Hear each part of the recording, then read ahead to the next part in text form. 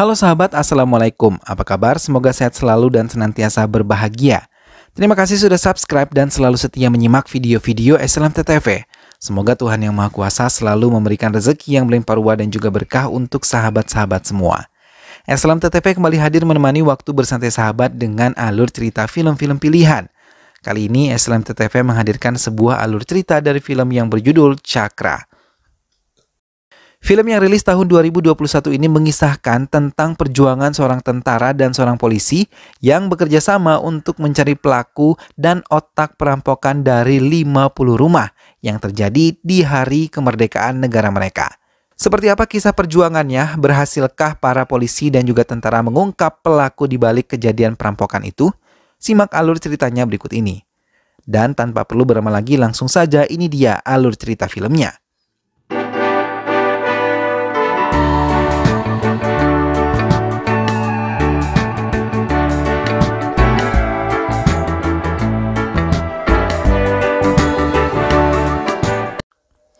(15 Agustus) Independence Day. Semua warga berkumpul untuk melakukan peringatan kemerdekaan India yang jatuh pada hari ini. Sementara di tempat lain, dua orang pemuda yang menggunakan pakaian serba hitam dan mengendarai sebuah sepeda motor mengikuti seorang laki-laki setengah baya dan langsung menyerangnya. Setelah mereka pergi, ia segera melaporkan hal itu kepada pihak berwajib. Ia mengatakan rumahnya telah menjadi sasaran aksi perampokan yang mereka lakukan. Semua barang berharga telah diambil habis oleh mereka. Tak lama polisi mendapatkan telepon lagi dan mengaku korban perampokan yang terjadi di alamat yang sama. Dalam satu hari itu, banyak yang melaporkan perampokan terjadi di rumah mereka. Namun yang cukup membingungkan pihak kepolisian karena mereka mendapatkan telepon dari beberapa orang yang sama. 8 rumah menjadi korban dalam satu hari dan jumlahnya pun semakin meningkat. Semua petugas yang mengamankan tempat-tempat upacara kemerdekaan pun langsung bergerak menuju lokasi terjadinya perampokan. Semua korban mengatakan kalau perampok menggunakan topeng dan juga senjata api untuk mengancam mereka.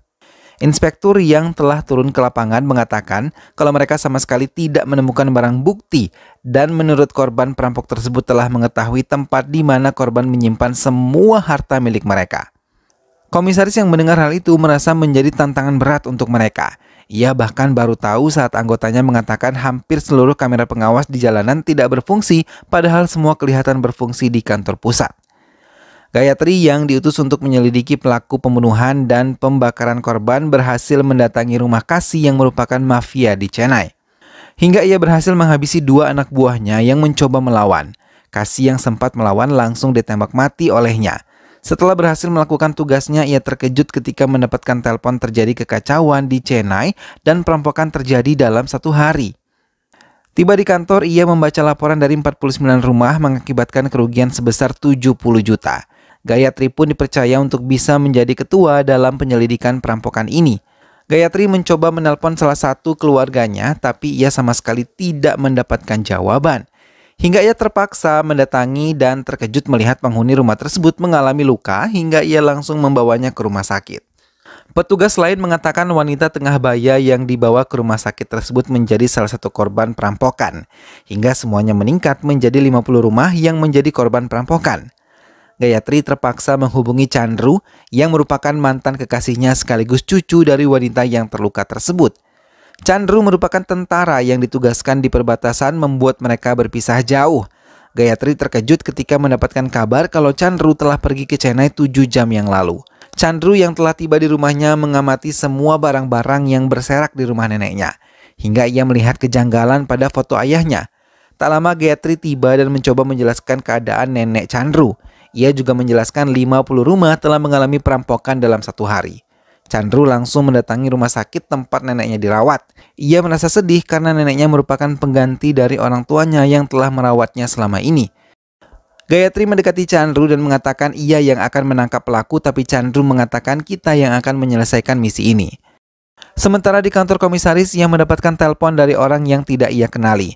Ia menelanjangi apa yang telah dilakukan oleh Chandru dan Gayatri tidak akan berhasil. Ia juga mengatakan mereka tidak akan menemukan lokasi dirinya karena dirinya berada dimanapun. Chandru memeriksa dan menganalisis telepon yang terjadi antara pelaku dan komisaris.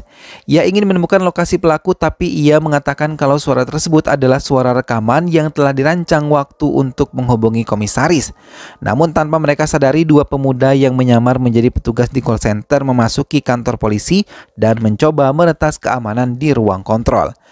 Chandru meminta komisaris untuk melakukan rencananya untuk menemui wartawan sambil menjelaskan keadaan terkini setelah perampokan terjadi beberapa hari lalu. Chandru meyakinkan komisaris kalau pelaku pasti akan menelponnya nanti. Keyakinan Chandru pun berbuah manis karena tak lama pelaku menelpon komisaris dan Chandru yang sudah menyadap handphone komisaris meminta rekan kerjanya untuk mendapatkan alamat IP yang digunakan pelaku hingga mereka bisa menemukan lokasi pelaku. Setelah menemukan tempat itu, Chandru ikut dalam penyergapan, tapi ia terkejut karena tidak mendapatkan pelaku.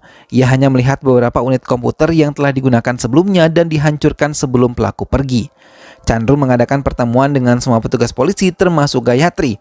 Ia mengatakan hasil penyelidikannya kalau 413 rumah telah menggunakan bantuan call center untuk mendapatkan jasa servis dan 108 dari jumlah rumah tersebut merupakan warga yang hidup mewah dan menyimpan banyak harta di kediaman mereka. Saat ia datang ke tempat pelaku, ia menemukan sebuah kode yang mengatakan permaisuri dalam permainan catur. Chandru juga menemukan sidik jari yang menempel pada keyboard komputer yang telah ditinggalkan. Chandru menjelaskan kalau pelaku perampokan adalah laki-laki, tapi otak dari semua rencana mereka adalah wanita. Chandru berpendapat kalau pelaku akan melakukan aksinya tanggal 23 nanti ketika menteri mendapatkan kunjungan dan mendapatkan pengawalan ketat dari para petugas. Lela mendatangi tempat pelatihan catur dan menyemangati Games yang telah gagal menjalankan operasinya. Lela mendengarkan kesakitan Games ketika kehilangan orang-orang yang ia cintai saat bertugas di Kashmir. Lela terdiam dan mengingat kejadian sebelum ia ditinggal ibunya untuk selama-lamanya. Hingga tiba-tiba kebahagiaan mereka terenggut karena ayah Lela yang merupakan seorang pemabuk dan seringkali memukuli ibunya tanpa alasan yang jelas hingga ibunya meninggal dunia. Lela yang selalu disebut permaisuri oleh ibunya mulai menjalani kehidupan baru dengan ibu tirinya yang dibawa oleh ayahnya. Ia tidak pernah diberi makan oleh ibu tirinya yang selalu memberikan makanan terbaik untuk dua putra kandungnya. Ia juga mendengar rencana ibu tirinya untuk membuang Lela setelah mereka telah menghabisi ibunya malam itu. Air mata Lela mengalir hingga ia merencanakan pembunuhan untuk pelaku kematian ibunya. Dengan penuh kesadaran, ia menyetrum ibu tiri dan ayah kandungnya. Hingga mereka terkapar tidak berdaya dan tidak sampai di situ ia pun menyiksa dua putra bawaan ibu tirinya dan memperlakukan mereka seperti yang dilakukan ibu mereka kepadanya. Ia memperbudak dua saudara tirinya hingga menjadi bagian dari perampokan yang ia lakukan 15 Agustus lalu. Mereka merasa senang memiliki banyak uang dari hasil perampokan tersebut dan memuji ide hebat Lela. Chandru mulai bersiap dan mendatangi 58 rumah yang kemungkinan menjadi incaran para perampok tersebut. Mereka memasang alat di dalam rumah tersebut untuk memperketat keamanan. Tak lama, komisaris menelpon dan mengatakan ia akan ke bandara menjemput Perdana Menteri dan meminta Gayatri untuk bisa menyelesaikan misinya dengan baik. Chandru dan Gayatri mulai melihat rekaman yang telah dipasang di 58 rumah. Semua operator mulai bersiap untuk melakukan tugas mereka sesuai petunjuk Chandru. Hingga Chandru menangkap kalau perampokan akan dimulai di rumah nomor 23. Namun rencana Chandru tidak berjalan dengan baik karena Lela mendapatkan petunjuk mereka akan tertangkap. Lela mencoba menelpon kedua saudaranya tapi tidak mendapatkan jawaban. Tak lama mereka menerima telepon Lela yang meminta pembatalan rencana mereka. Lela meminta mereka untuk membuang senjata dan topeng di kotak sampah terdekat dan meminta mereka meninggalkan motor hingga pergi dari tempat itu. Namun di tengah perjalanan mereka malah tertangkap oleh salah satu petugas karena mengetahui motor yang mereka bawa adalah milik adik iparnya. Lela yang menunggu mereka merasa curiga karena keduanya tidak segera kembali.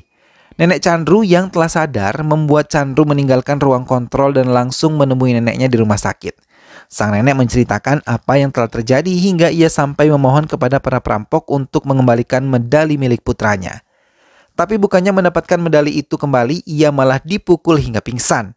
Nenek Chandru meminta agar Chandru bisa menangkap pelaku dan mendapatkan kembali medali kebanggaan ayahnya. Chandru mengiyakan keinginan neneknya dan berjanji dalam waktu 48 jam ia akan menangkap pelaku. Pencurian sepeda motor yang dilakukan oleh pencuri kecil pun ditangani oleh Chandru dan dengan cepat Chandru menemukan pelakunya. Semua pencuri telah dikumpulkan semuanya termasuk kedua saudara Lela. Mereka bahkan diminta untuk maju menemui Chandru. Mereka yang mengaku bernama Balu dan Babu mulai menjalani pemeriksaan dan Gayatri membacakan banyak kasus yang dilakukan oleh mereka. Tapi mereka kembali tidak dicurigai ketika disebut pernah merampok ATM. Chandru terdiam dan mulai memikirkan cara lain karena ia tahu ia bertemu jalan buntu. Hingga Chandru mengakui mencari jasa perbaikan pipa di hadapan para pencuri motor tersebut. Balu dan Babu menunjuk tangan mereka dan mengakui mereka bisa memperbaiki pipa yang rusak. Saat mereka melakukan perbaikan, Chandru meminta anak buahnya untuk bisa mencari data yang belum diketahui dari Balu dan juga Babu. Gayatri mencoba membantu hingga menemukan kalau keduanya memang sudah terlibat kejahatan sejak kecil dan tinggal bersama kakak tiri mereka bernama Lela. Chandru juga mengetahui Lela adalah pelatih catur di Akademi Catur. Chandru seperti mendapatkan jalan terang. Chandru mendatangi pelatihan catur yang ada di kota Chennai dan bertemu dengan istri Marimutu yang tengah bekerja di tempat itu. Chandru juga melihat langsung Lela. Ia bahkan mengajaknya bermain catur, tapi Lela mengusirnya dengan cepat. Mendapatkan usiran tersebut, Chandru mengejeknya dan mengatakan kalau Lela takut untuk bertanding dengannya. Ego Lela yang tersentuh langsung menerima tantangan Chandru untuk bermain catur bersama. Untuk pertama kalinya, Lela mengalami kekalahan hingga ia merasa sesak nafas. Chandru memberikan minum padanya dan memesan pada Lela untuk menjaga dirinya. Ia juga mengaku sebagai Tuhan kepada Lela. Setelah Chandru keluar dari tempat itu, Lela menyusulnya dan mengambil kamera yang ada di kaos Chandru hingga rekaman yang telah diambil oleh Chandru menghilang. Lela menantang Chandru yang telah menemukan dirinya adalah otak dari perampokan 50 rumah kalau Chandru tidak akan pernah mendapatkan bukti dan bisa membawanya ke penjara. Chandru tersenyum mengikuti permainan yang diberikan oleh Lela. Gayatri yang kesal langsung mendatangi Balu dan Babu. Ia memukuli mereka dengan sangat brutal. Chandru mempercepat sepeda motornya ketika tahu Gayatri telah menggunakan caranya sendiri. Kedua saudara Lela terdiam ketika Gayatri bicara, ia telah tahu siapa mereka sebenarnya. Hingga Babu tiba-tiba menikam Gayatri menggunakan pisau yang ada di ruangan itu. Tahu Gayatri dalam bahaya, semua petugas mencoba membantunya, tapi mereka yang bukan merupakan tandingan keduanya malah menjadi korban kebrutalan Balu dan juga Babu. Gayatri yang masih bisa menggerakkan tangannya menembak Balu di saat yang tepat. Namun lagi-lagi Gayatri langsung mengambil senjatanya dan menembak Babu. Gayatri dibawa ke rumah sakit. Chandru yang datang langsung memaki Gayatri yang tidak mendengarkan nasihatnya. Gayatri memegang tangan Chandru dan mengucapkan maaf. Lela menelpon Chandru dan mengatakan medali cakra milik ayahnya masih berada di tangannya. Ia mengatakan tidak akan pernah melepaskan Chandru. Lela telah mengirimkan anak buahnya lebih banyak untuk menghabisi Chandru. Mereka menyerang Chandru dengan senjata lengkap. Dengan sigap Chandru menghadapi mereka. Lela yang masih berada di saluran telepon Chandru mengatakan kalau ia akan menghabisi Gayatri lebih kejam daripada Gayatri menghabisi adik-adiknya. Chandru terus mempercepat aksinya untuk bisa kembali lagi ke rumah sakit dan menyelamatkan Gayatri.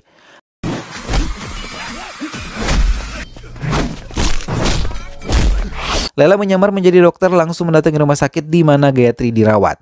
Chandru mencoba menelpon semua penjaga tapi tidak satupun menjawab teleponnya. Hingga di saat bersamaan teleponnya dijawab Chandru malah terkena pukulan dari mereka. Mau tidak mau Chandru menghadapi mereka, namun ia yang berhasil mengambil handphonenya meminta perawat untuk bisa memanggil polisi penjaga kamar Gayatri. Dengan cepat penjaga itu menerima telepon Chandru dan mengikuti perintahnya.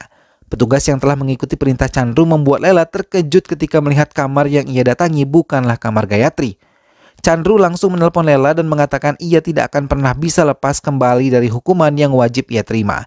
Lela bukannya menyerah, ia malah memutuskan untuk bunuh diri, tapi Chandru yang tahu rencana itu telah memasang jaring besar. Hingga saat Lela terjatuh, ia langsung tertangkap oleh petugas lain. Lela memaki Chandru dan mengatakan ia akan membalas perbuatan Chandru. Mendengar hal itu, Chandru sama sekali tidak takut.